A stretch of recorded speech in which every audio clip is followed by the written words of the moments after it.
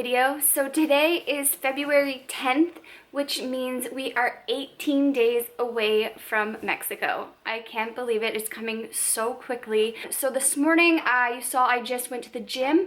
So I hit a leg workout and it was so intense. I can already tell that I'm going to be so sore tomorrow. Before we get into the topic of this video, which is going to be all about nutrition for fat loss, I'm going to bring you along with me.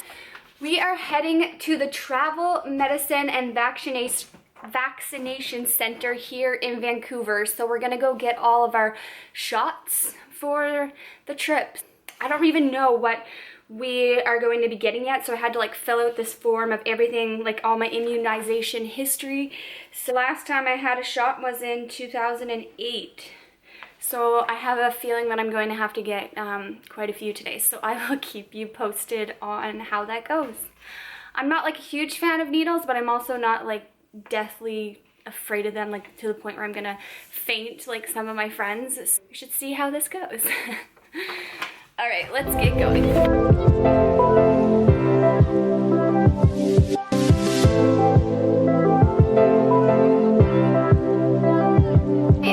From getting my vaccinations, so I had to get tetanus and typhoid in this arm and then Hep A in this arm, and I can't even lift my arms up at all. I think that shoulders tomorrow is going to be a little bit of a struggle, but anyways, we are going to move into the topic of this video. So I'm going to go over everything that you're going to need to know about nutrition for fat loss. So let's get started. So it is not a coincidence that my first episode of this Fat Loss 101 series is about nutrition, because I think it is so important when it comes to any health and fitness goal, whether it be putting on size or fat loss. So that is why I have put it first, because I think it is so important to get it down first and foremost.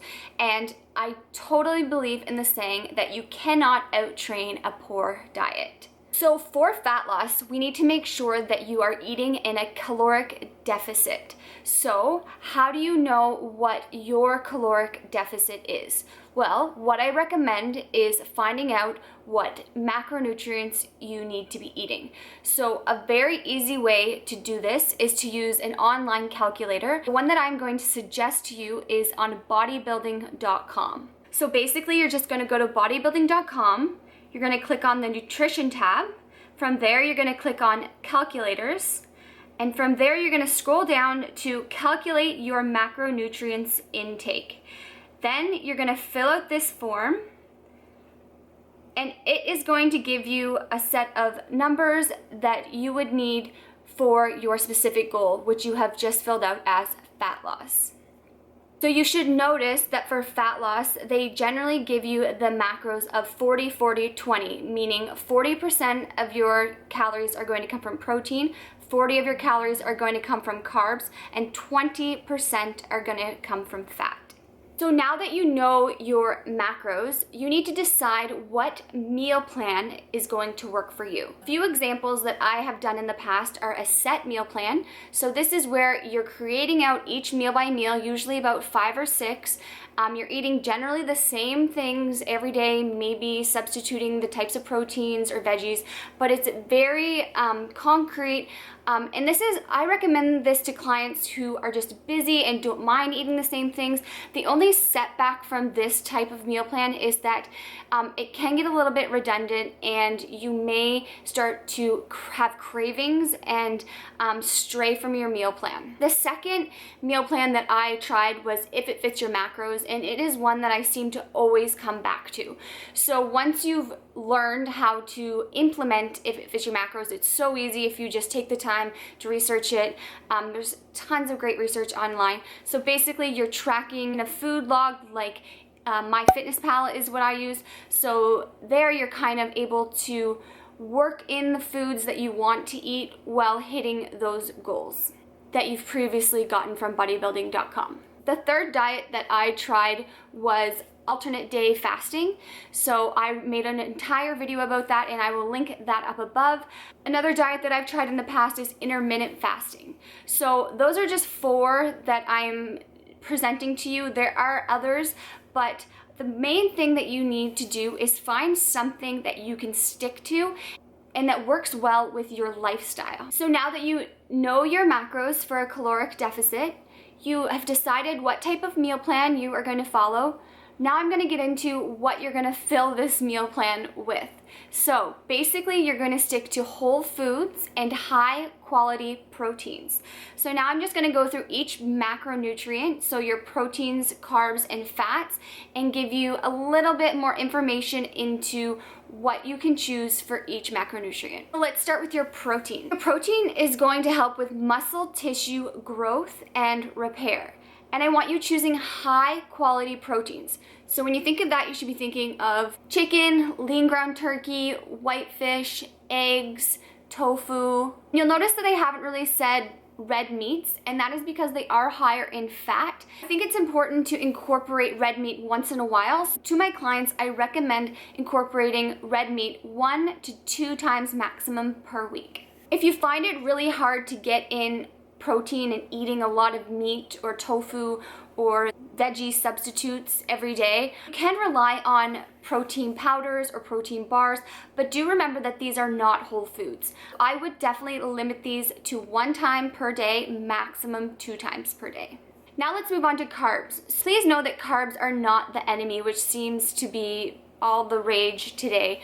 So you need carbs. Carbs equal fuel. You will have no energy without carbs. And there's 2 types of carbs that I want you to be eating. The first one is complex carbs. So that is your brown rice, sweet potatoes, oatmeal, and whole grains. And then you also want to be getting fibrous carbs. So these are your veggies and your fruit. Keep in mind that fruit are higher in sugar, which is going to make them higher in carbs. So I would recommend having them earlier in the day. And the third macronutrient that we're going to talk about is fats. So yes, even though fat loss is your goal, you need to have healthy fats in your diet.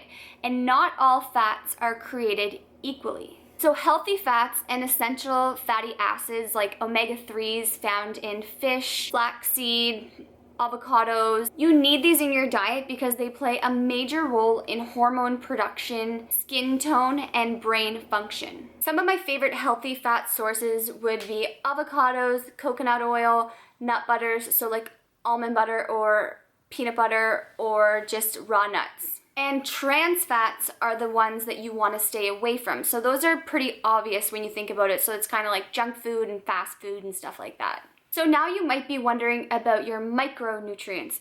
So if you are eating everything that I've previously said, you're getting all your fruits and veggies and your whole grains in, you do not need to worry about these micronutrients. So for those who are wondering, your micronutrients are your vitamins and minerals and everything else that makes up your diet. So now that you know your macros for a caloric deficit, you've decided on your plan, you know what foods to fill your plan in, I want you to just give it a go and stick to it for about 2 weeks and then assess where you're at.